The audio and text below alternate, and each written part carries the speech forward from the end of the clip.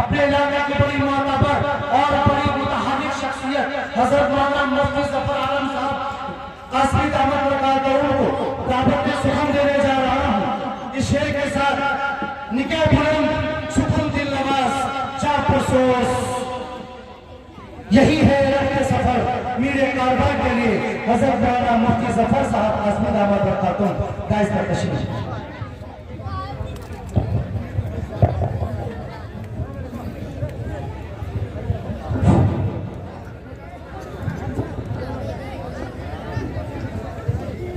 ابھی ہمارے بہت سارے تقریر موجود ہیں، سب کے خطاب ہیں اور آپ کے ساتھ ہمارے اپنے، ہم ان کو ہمیشہ سنتے ہیں اور ان کو فالو کرتے ہیں اور انشاءاللہ کریں گے، اور ہر انقلابی نعرے میں ہم انشاءاللہ ساتھ میں ہیں۔ ہم انشاءاللہ درخواست کرتے ہیں حضرت والا کی گفتگو انشاءاللہ مختصر ہوگی پر انشاءاللہ جامع ہوگی انشاءاللہ۔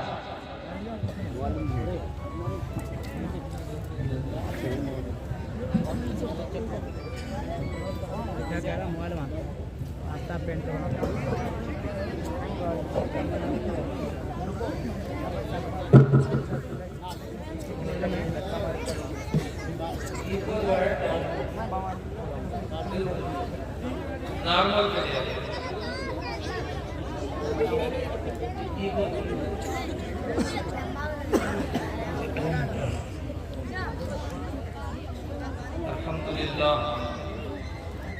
الحمد للہ رب العالمین، الصلاة والسلام علی اشرف الانبیاء والمرسلین محمد وعلی آلہ واصحابہ اجمعین، اما بعد وقد قال اللہ تبارک وتعالی اعوذ باللہ من الشیطان الرجیم، بسم اللہ الرحمن الرحیم،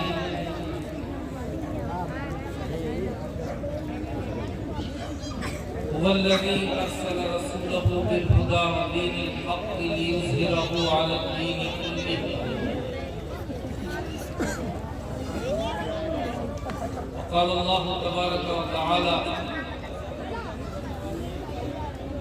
وَأَنزَلْنَا إِلَيْكَ الذِّكْرَ لِتُبَيِّنَ لِلنَّاسِ مَا نُزِّلَ إِلَيْهِمْ، وقال النبي صلى الله عليه وسلم خيركم من تعلم القرآن وعلمه، أو كما قال صلى الله تعالى عليه وسلم۔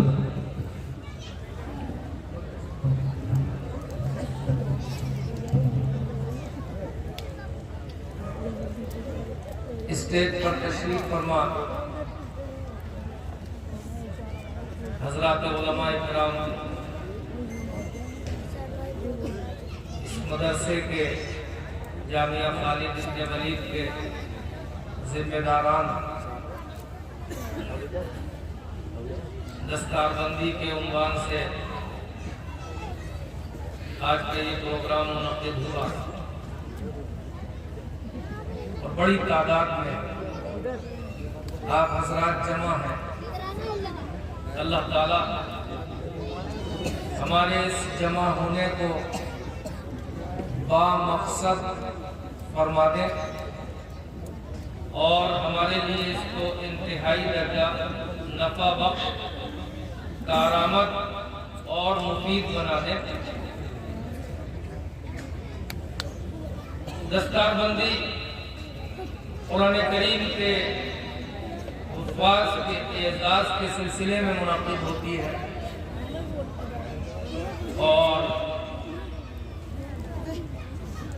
مختلف پروگراموں میں ہم اور آپ اس کو دیکھتے ہیں۔ آج کے اس پروگرام میں حضرات علماء اکرام آپ سے خطاب فرمائیں گے اور مختلف موضوعات پر علماء اکرام کی گفتگو ہوگی۔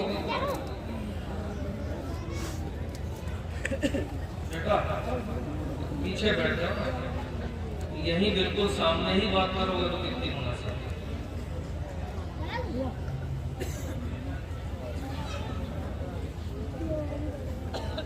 تو نیت یہ کریں کہ انشاءاللہ جو مہمان علماء کرام تشریف لائے ہیں ان کی آمد سے بھرپور نفع اٹھائیں گے. کہیے آمین. آمین. اور نفع کیسے اٹھائیں گے؟ کیونکہ ہمارے لوگ اس وقت یہ سمجھنے لگے ہیں کہ جو سیلفی لے لے کسی مولوی کی اسی نے نفع اٹھایا.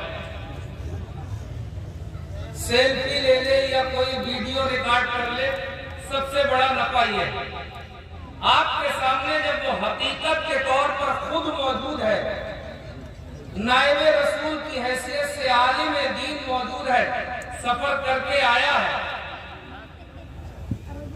تو حقیقت کا تو تقاضا یہ ہے کہ جب وہ آپ کے سامنے آئے, بیٹھے, بات کرے, گفتگو کرے, تو نائب رسول کی گفتگو جو ہے پوری توجہ اور انہماک سے سنی جائے اور اس پر غور کیا جائے تاکہ دنیا اور آخرت کی کامیابی کی راہیں ہمارے لیے آسان ہو جائیں. میں نے قرآن مقدس کی آیات میں سے کچھ پڑھا ہے, تلاوت کیا ہے, ایک حدیث پاک تلاوت کی ہے اور بہت مختصر وقت میں مجھے اپنی گزارشات آپ کی خدمت میں پیش کر رہی ہیں. دیکھیے یہ جو ملک ہے ہمارا صنم قدئے ہند, یہاں قدم قدم پر اللہ تعالیٰ کی پرستش کو چھوڑ کر کے غیر اللہ کی پرستش اور پوجا کے مقامات اور ٹھکانے بنے ہوئے ہیں. ہمارے ساتھ جن کا رہنا ہے, اٹھنا ہے, بیٹھنا ہے اس ملک میں, جو ہمارے وطنی بھائی ہیں, ان کی ایک بڑی تعداد ایسی ہے کہ میں یہ تو نہیں کہتا کہ وہ کائنات کے بنانے والے رب کے منکر ہیں, اس کا انکار کرتے ہیں, لیکن اتنی بات تو ہر شخص کے سامنے ہے کہ اللہ تعالیٰ کی ذات اور اللہ تعالیٰ کی صفات کے ساتھ اس ملک میں جتنا شرک کیا جاتا ہے شاید زمین کے کسی اور حصے میں اتنا شرک کیا جاتا ہے. ہم عرب کی داستانیں سنتے ہیں لیکن ہمارے یہاں ہماری آنکھوں کے سامنے یہ سب کچھ ہوتا. اب ان حالات میں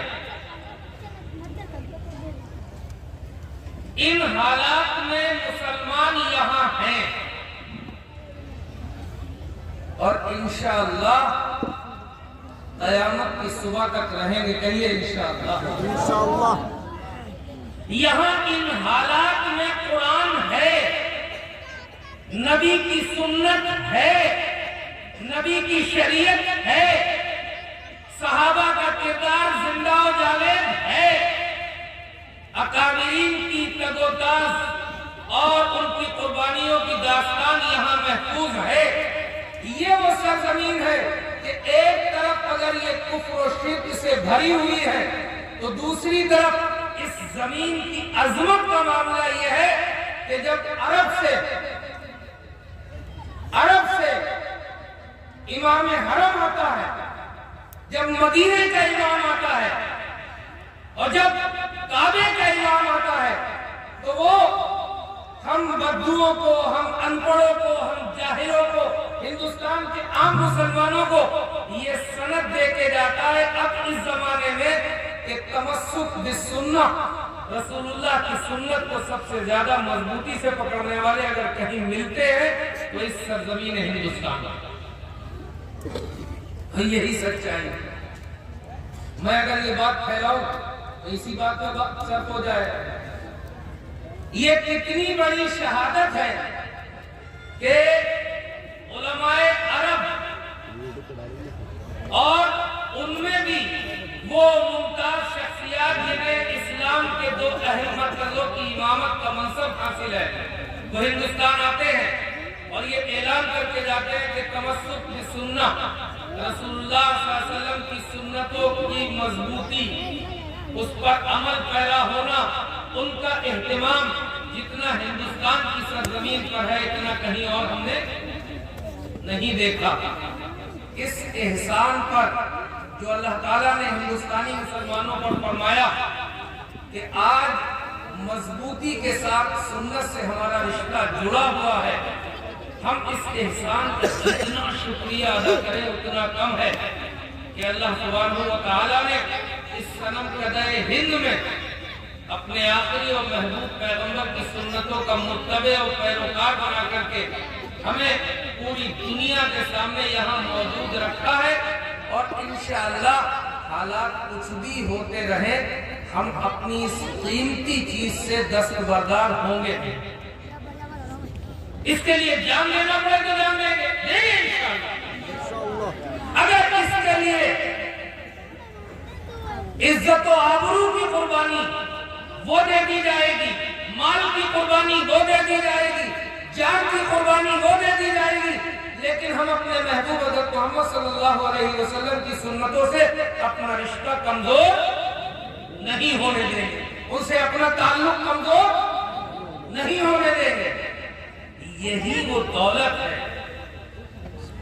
اتنے پس منظر کے بعد یہی وہ دولت ہے جو ہندوستان میں اس وقت ہمارے دشمن مٹانا چاہتے ہیں۔ وہ یہ چاہتے ہیں کہ آپ نماز پڑھیں انہیں تکلیف نہیں، آپ مسجد بنائیں انہیں تکلیف نہیں، آپ مدرسہ بنائیں انہیں تکلیف نہیں، آپ قرآن پڑھیں انہیں تکلیف نہیں، لیکن نظر مسلمان نہ آئے، مسلمان نظر آئے، یہ بڑی تکلیف کی بات ہے۔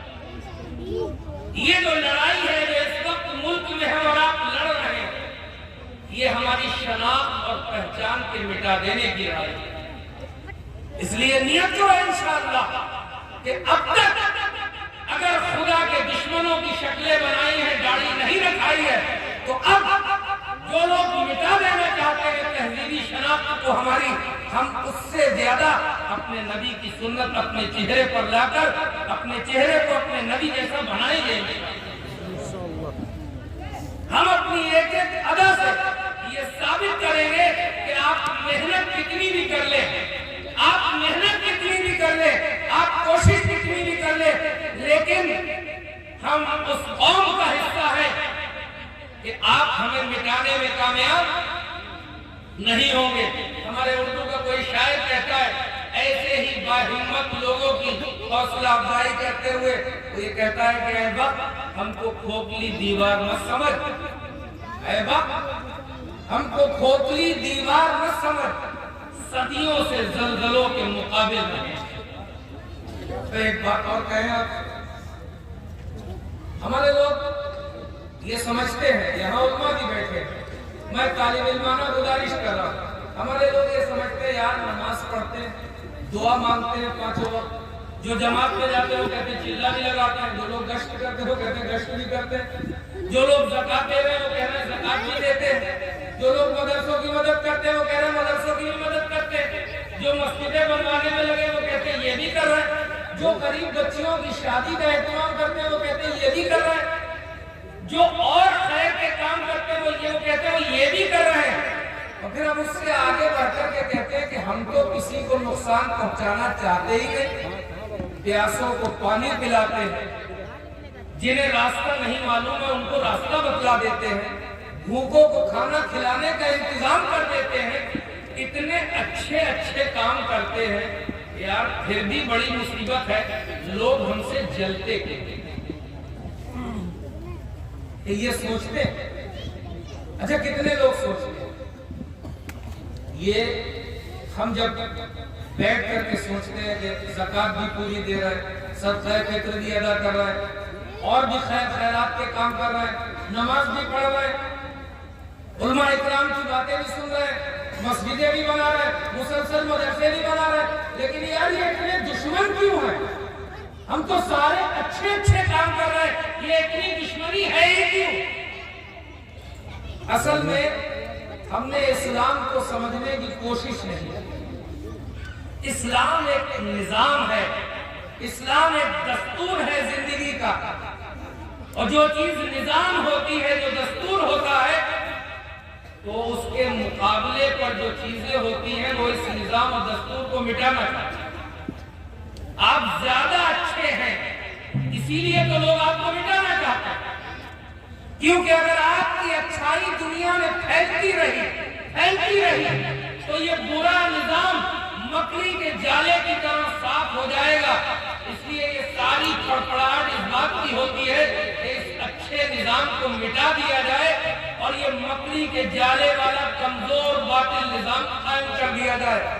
مسلمانوں یہ نیت کر لو کہ جب تک ایمان و اسلام پر رہو گے جمے ہوئے تو اس طرح کی تمام مصیبتوں و مشکلات کا سامنا کرنا پڑے گا۔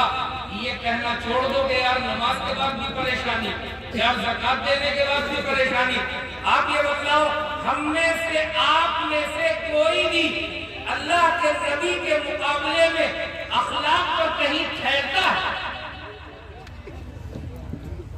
غریبوں کی جو ہمدردی امام الانبیاء کو تھی، ہمارا کوئی ولی بڑے سے بڑا، کوئی عالم، کوئی مفکر، کوئی اپنے وقت کا مجدد کیا محمد رسول اللہ کے کسی ادنی عمل کے قریب بھی ٹھہرتا ہے؟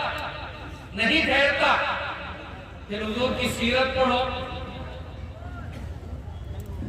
27 تو وہ لڑائیاں ہیں جن میں اللہ کے نبی نے شرکت فرمائی۔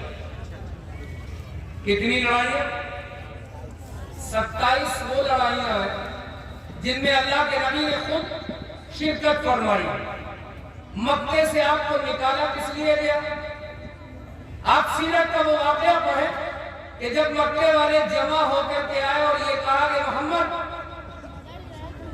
تمہاری عادتیں اچھی لگتی ہیں، تمہارا کردار اچھا ہے، ہم تمہیں اپنا بادشاہ بنانے پر راضی ہیں۔ ہم اس بات پر راضی ہیں کہ عرب میں کوئی خوبصورت لڑکی تم کو چاہیے تو تمہارے قدموں میں لا کے رکھے، تمہیں جتنا مال چاہیے مال لا کے دے دے، تمہیں جتنا خزانہ چاہیے خزانہ لا کے دے دے۔ کوئی خواہش ایسی ہو بتاؤ، ساری خواہشیں تمہاری پوری کر دی جائیں گی۔ بس اتنا چاہتے ہیں کہ تم اپنے خدا کو مانو۔ ہم یہ نہیں کہتے کہ ہمارے خدا کو مانو، تم اپنے خدا کو مانو، لیکن یہ ہمارے والوں کو غلط نہ بتاؤ، ہمارے والوں کو غلط نہ بتاؤ۔ یہ نہ کہو کہ اس کائنات کا بنانے والا ایک اللہ، یہ نہ کہو کہ نظام عالم کا چلانے والا ایک اللہ، یہ نہ کہو کہ یہ جتنے بھی رکھے ہیں یہ باطل معبود ہے، اس سے کچھ نہیں ہوتا۔ بس اتنی سی بات ہماری مان لو۔ تو حضور پاک صلی اللہ علیہ وسلم نے کیا جواب دیا تھا؟ کان کھول کر کے سنیے۔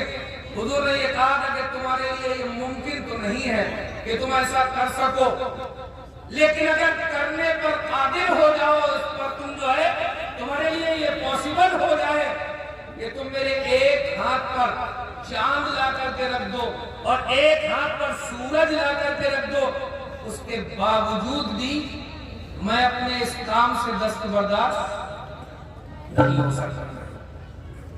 یہ دنیا میں جتنی بھی لڑائی ہے، جتنی جدوجہد ہے، یہ آپ کی نمازوں سے نہیں نپٹے گی۔ ہاں آپ بدل جائیں، اسلام چھوڑ دیں، آپ اسلام سے پھر جائیں، ختم ہو جائے گا معاملہ۔ لہذا یہ طے کرو کہ انشاءاللہ ہم لا الہ الا اللہ محمد رسول اللہ پر ہر قربانی دینے کے لیے تیار تھے، ہیں اور رہیں گے انشاءاللہ۔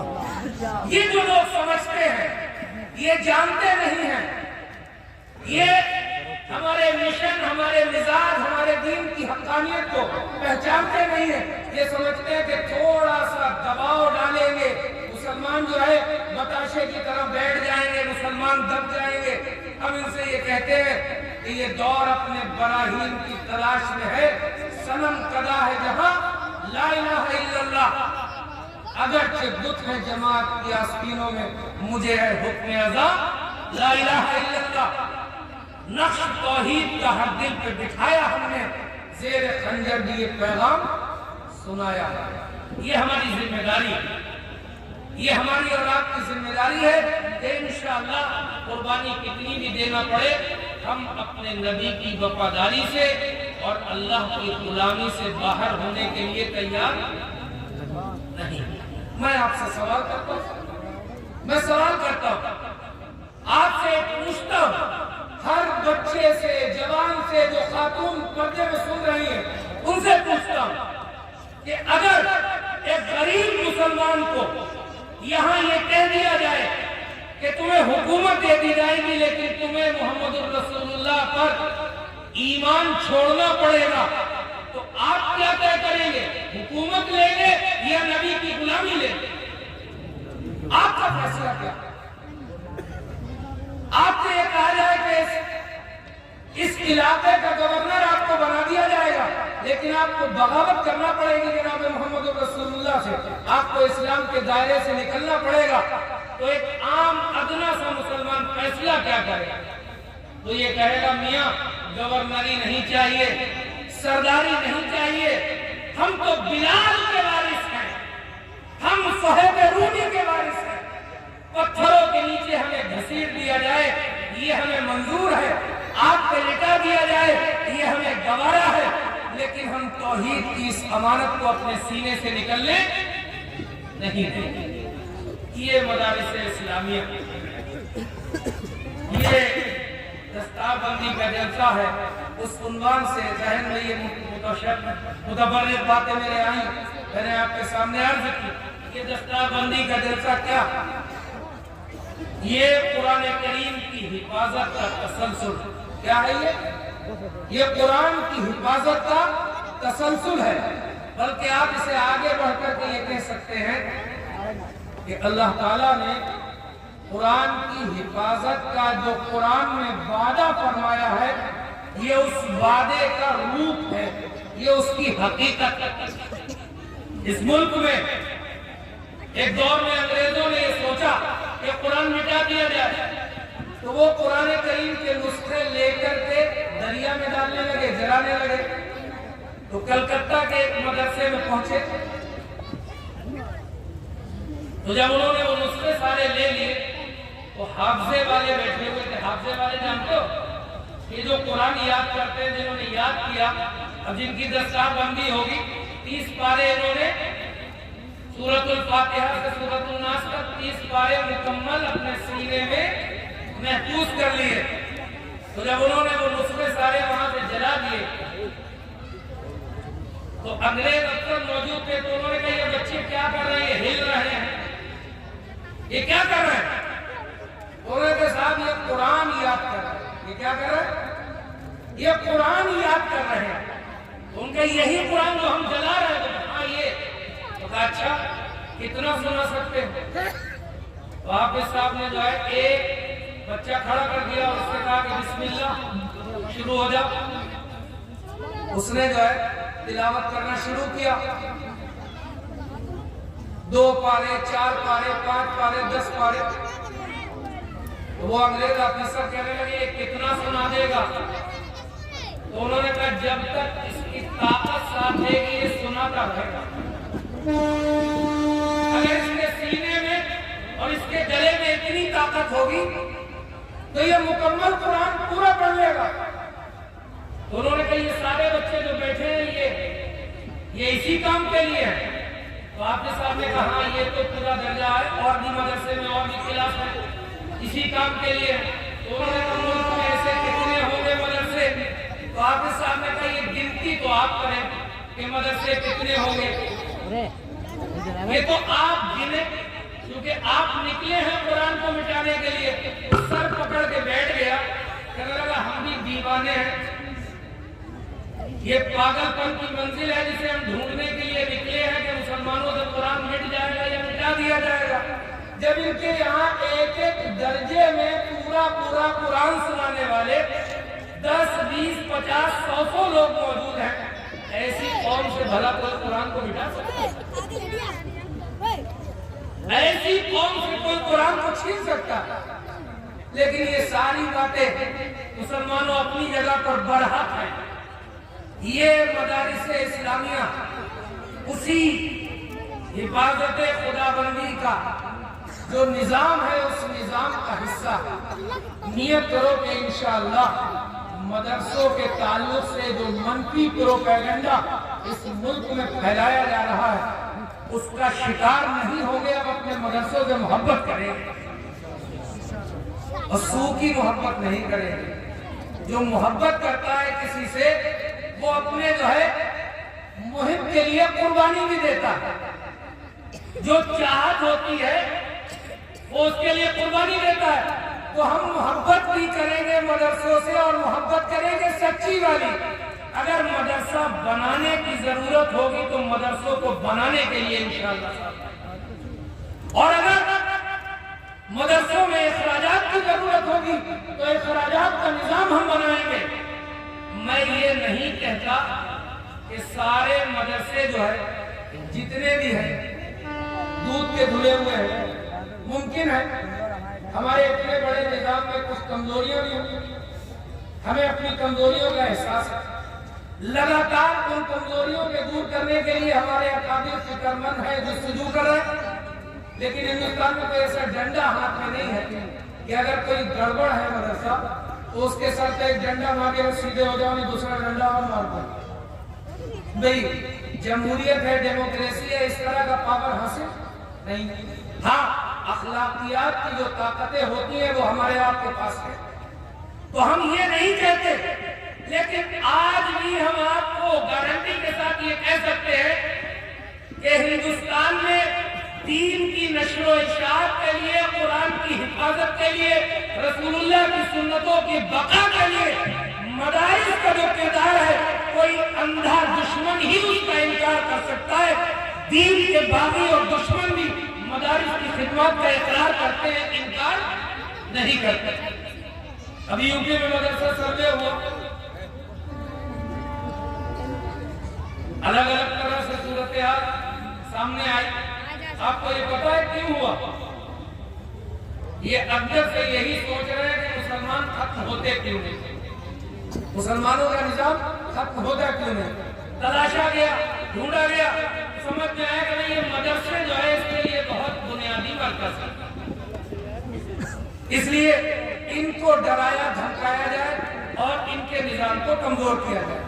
ہمارے بہت سے لوگ ہمارے بیچ میں اب یہ کہنے لگے ہیں کہ مدرسے یہ ذمہ داری بھی اٹھائیں کہ دینی تعلیم کے ساتھ ساتھ جو دنیاوی تعلیم ہے اسے بھی مدرسے دیں. میں اس کا مخالف تو نہیں ہوں, لیکن اس نعرے کے خلاف ہے. یہ جو نعرہ ہے اس کے خلاف ہے. باقی یہ میرا نقطہ نظر ہے اپنے اکابرین کی جوتیاں سیدھی کرنے کے نتیجے میں. دیکھو بھائی, ہم نے جو مدرسے قائم کیے وہ دین کی حفاظت کے لیے قائم کیے, یہ ہمارا بنیادی مقصد رہا. یہ کہ ضمنیات میں جو کچھ حالات کے تقاضے ہیں تو ہم نے کبھی اس سے آنکھیں بھی بند نہیں کی. لیکن ہم ان لوگوں سے کہتے ہیں جو دنیاوی تعلیم کی پرزور وکالت کرتے ہیں, انہوں نے اس قوم کے لیے زمین پر اتر کر کے کتنے دنیاوی ادارے قائم کیے, وہ اپنا ریکارڈ پیش کریں. سارا لوڈ علماء پر, مدارس پر ڈال کر کے آپ بالکل صرف جو ہے چائے کے ہوٹل میں بتا سکتے ہیں کہ یوں ہونا چاہیے, آپ کچھ نہیں کریں. مسلمانوں میں سرمایہ داروں کا ایک بڑا طبقہ نکل کر کے اسے میدان میں آنا چاہیے اور اسے ذمہ داری ادا کرنی چاہیے کہ وہ بڑے بڑے کالج قائم کرے, انجینئرنگ کالج قائم کرے, ڈاکٹر بنانے میں مدد کرے, ڈاکٹرنیاں بنانے میں مدد کرے, وہ وکیل بنانے میں مدد کرے. سارے کام اور بھی کرے, آپ کچھ نہیں کرے. یہ تقریباً جو ہے زیادتی کی بات ہے. مدارس کا بنیادی مقصد جو ہے دین کی نشر و اشاعت اور دین کی حفاظت. ایمانداری سے بتلاؤ, ہاتھ اٹھا کر کے اس ملک میں مدارس اپنی تاریخ کی ابتدا سے لے کر آج تک اپنے اس مشن میں کامیاب ہیں یا نہیں؟ ہاتھ اٹھا کر کے جواب دو, کامیاب ہے یا نہیں؟ اور زبردستی نہ اٹھانا جب من کرے تبھی اٹھانا. مدارس اپنے مشن میں کامیاب, علماء پیدا ہو رہے ہیں, حفاظ پیدا ہو رہے ہیں, قراء پیدا ہو رہے ہیں, مفسرین پیدا ہو رہے ہیں, متعلمین پیدا ہو رہے ہیں، فقہ کی جو ہے مشکلاتوں کو حل کرنے والے نکتہ سنج لوگ پیدا ہو رہے ہیں، موجودہ دور میں امت کی دینی رہنمائی کے لیے افراد پیدا ہو رہے ہیں۔ یہ سب کہاں سے ہو رہے ہیں؟ یہ ہمارے مدارس سے ہو رہے ہیں۔ اسی لیے جناب نبی اکرم صلی اللہ علیہ وسلم نے ارشاد فرمایا کہ تم میں سب سے بہتر وہ ہے جس نے قرآن کو سیکھا اور قرآن کو سکھایا، جس نے قرآن کو سیکھا اور قرآن کو سکھایا، سب سے بہتر وہ۔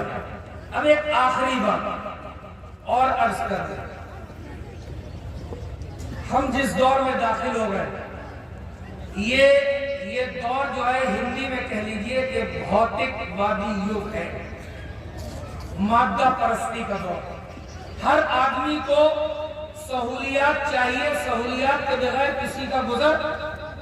اب کوئی روکھی سوکھی کھا کر کے رہنا نہیں چاہتا۔ یہ پرانے قصوں کی باتیں کہ فلاں نے فاقے سے یہ خدمت کی اور فلاں صاحب نے ٹیبل لگا کے یہ کام کیا۔ اب تو کپڑے بھی عمدہ چاہیے، ضروریات بھی چاہیے، سواری بھی آنا چاہیے۔ تو اس بھوتک وادی یگ میں، مادہ پرستی کے اس دور میں جہاں سارے لوگ متاثر ہوئے، وہاں ہماری یہ مولویوں کی ٹیم، حافظوں کی ٹیم بھی متاثر ہوئی۔ اب ان کا تاثر یہ ہو گیا کہ یہ کہتے ہیں کہ امامت میں کچھ نہیں، مدرسے کی مدرسی میں کچھ نہیں، مدرسوں میں جڑنے میں کچھ نہیں، تنخواہیں بہت کم ہیں۔ اور یہ ان کا ایک شکوہ جو ہے بجا بھی ہے، لیکن جو حضرات کچھ کرنا نہیں چاہتے ان سے یہ گزارش ہے کہ آپ قرآن کریم جو پڑھ رہے ہیں، اس لیے پڑھ رہے ہیں کہ بھی رمضان میں تراویح سنائیں تو موٹا سا لفافہ ملے جو آپ سے اٹھائے نہ اٹھے۔ کیوں بھائی؟ یا آپ اپنے بچے کو حافظ بنا رہے ہیں، اس لیے بنا رہے ہیں کہ اگر تراویح میں جگہ نہیں ملی تو اگلے بچے کو حافظ نہیں بنائیں گے۔ اب جگہ ہی ختم ہو گئی، اب کیا کریں گے حافظ بنا؟ یہ تھوڑی سی کڑوی لگے گی لیکن ہے ٹھیک۔ ہم تو یہ جانتے ہیں، جو ہم نے ابتدا میں بات کہی تھی کہ حافظ نہ تو تراویح کے نذرانوں کے لیے بنے، نہ امامت اور مؤذنی کی اجرت کے لیے اور تنخواہوں کے لیے بنے۔ حافظ تو اس لیے بنے کہ اللہ تعالیٰ نے یہ کہا تھا کہ یہ میرے نبی پر نازل ہونے والی آخری کتاب قیامت تک محفوظ رہے گی اور اس کی حفاظت کا انتظام ہم جیسے چاہیں گے ویسے کریں گے۔ تو ہمیں تو یہ سمجھ آتا ہے کہ اللہ تعالیٰ نے ہمارے بچوں کے سینے میں قرآن اس لیے ڈالا کہ یہ قرآن کے سپاہی اور محافظ بن گئے، یہ قرآن کے سپاہی اور محافظ بن گئے۔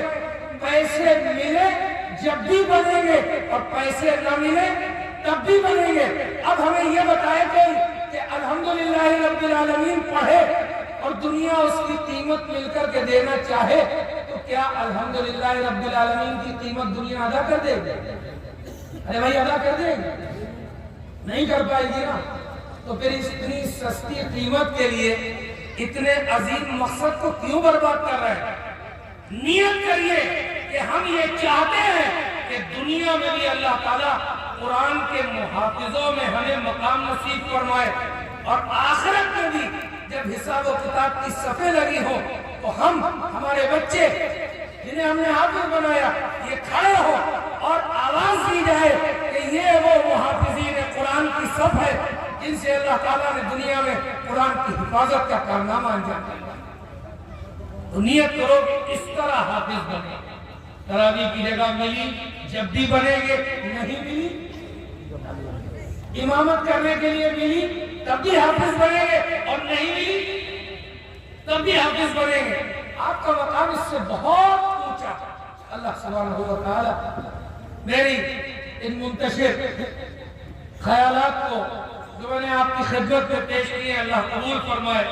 جامعہ خالد ابن ولید اور اس طرح کے ہمارے جتنے بھی ادارے قرآن کریم کے قائم ہیں، چل رہے ہیں، اللہ تعالیٰ سب کو قائم دائم رکھے، ترقیات نصیب فرمائے، اور اپنے خاص خزانوں سے ہمارے مدارس کی تمام ضروریات کا انتظام فرما دے۔ وآخر الدعوانا الحمدللہ۔ جزاک اللہ احسن الجزا.